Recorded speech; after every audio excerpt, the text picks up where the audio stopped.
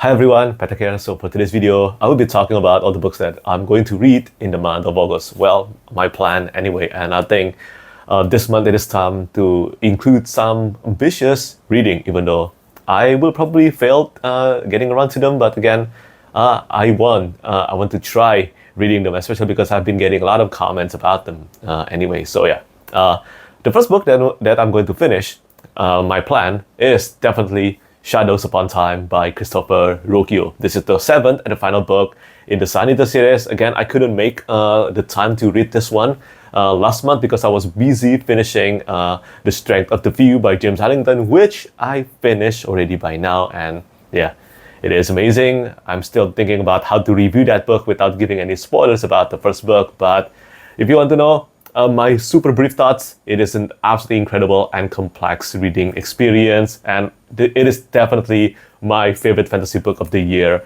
so far. But now, whether it will become the best book that I've read within this year, now that is up to debate, because again, I'm going to read Shadows Upon Time. This is the seventh and the final book in the Sun Eater series, one of my top favorite space opera or science fiction series, up there with the Red Rising saga by Pierce Brown.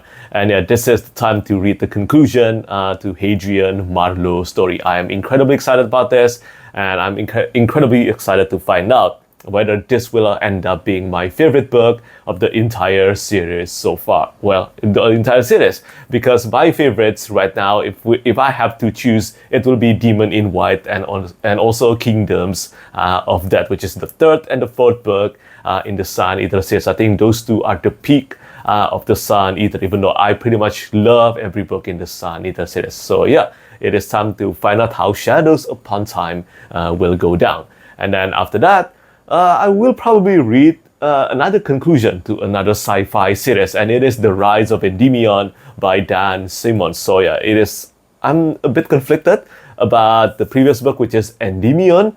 That one did not reach up to the height of Hyperion, the Hyperion books, which is Hyperion and also The Fall of Hyperion. Yeah, I did not think Endymion managed to reach the level of quality that was conveyed in the Hyperion books. But I don't know.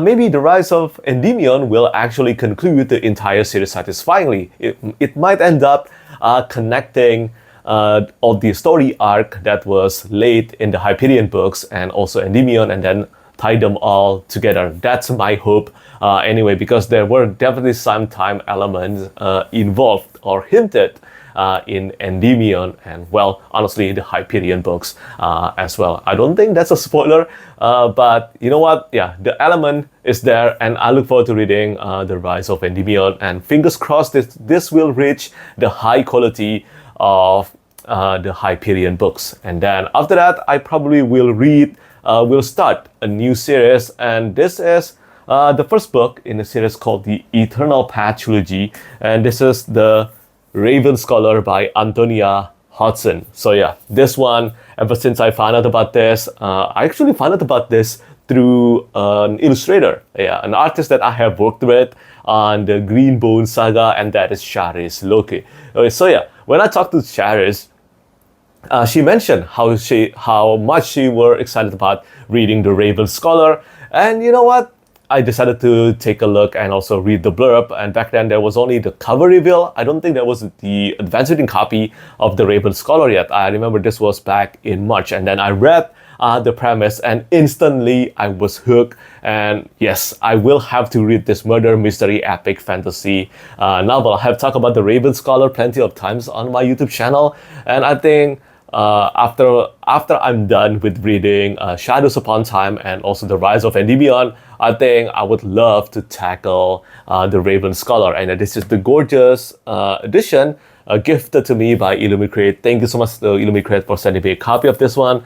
And this is the cover art done by Tom Roberts, and this is the end paper, and also this is the board art. And yeah, from the board art, I think there are elements of Chinese zodiacs being implemented into the world building here. But again, I could be wrong. So yeah, I'll try to find out really soon. And I've been craving a murder mystery epic fantasy anyway. So yeah, this one will be going to my radar in the month of August. Well, I would try my best to read this one. And then I only have at most one or two more books to read, and the next one is a super ambitious reading, and it is of course Of Empires and Dust or Wind and Truth by Brandon Sanderson. So yeah, Of Empires and Dust is the fourth and the penultimate installment in the Bound and the Broken series by Ryan Cahill. And then this one, Wind and Truth, I don't think I need to tell you. If you're watching my channel, then you will know what the Stormlight Archive by Brandon Sanderson is, and you will know that Wind and Truth is the fifth and the conclusion to the first story arc in the Stormlight Archive. It will be about 5 or I think even more than 6 years before we reach the sixth book in the Stormlight Archive, which begins the second story arc of the massive series. But yeah, as you probably know, if you are actually familiar with the YouTube and also pretty much social media, the reaction surrounding Wind and Truth has been mixed. It has been pretty mixed. And I remember going to Dragonsteel Nexus almost a year ago, and this was all the hype, of course, because Dragonsteel Nexus was there, 2024 was actually there to promote the release of Wind and Truth, the fifth and the final book in the Stormlight Archive Part 1. And of course, I'm super excited, but I still couldn't find the time to actually read this book. And I've been getting a lot of comments about these two books, Of Empires and Dust and also Wind and Truth. And I get it. I talk about these two series a lot on my YouTube channel, so I cannot fault you on that. But at the same time, these two books, when you combine the word count, I think it actually reached almost 1 million words long. Just these two books, they are more than 900,000 words long. So yeah, it is a massive undertaking. And as I'm super busy, especially this year, I just couldn't find the time to commit into reading any one of these two books. And I will try my best to read one of this in the month of August and then another one before the end of the year. But if you're watching this and you have read these two books, let me know which one you favor more, Of Empires and Dust or Wind and Truth, or which one you think I should read and review first. So yeah,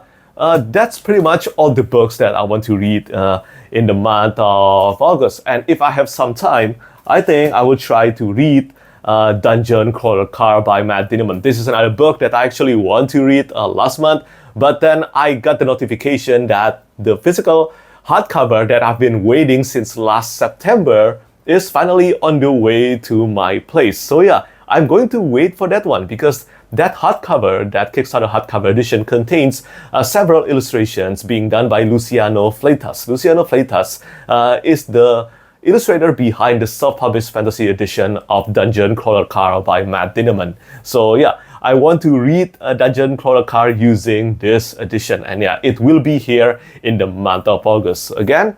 So that's like 5 novels, I think.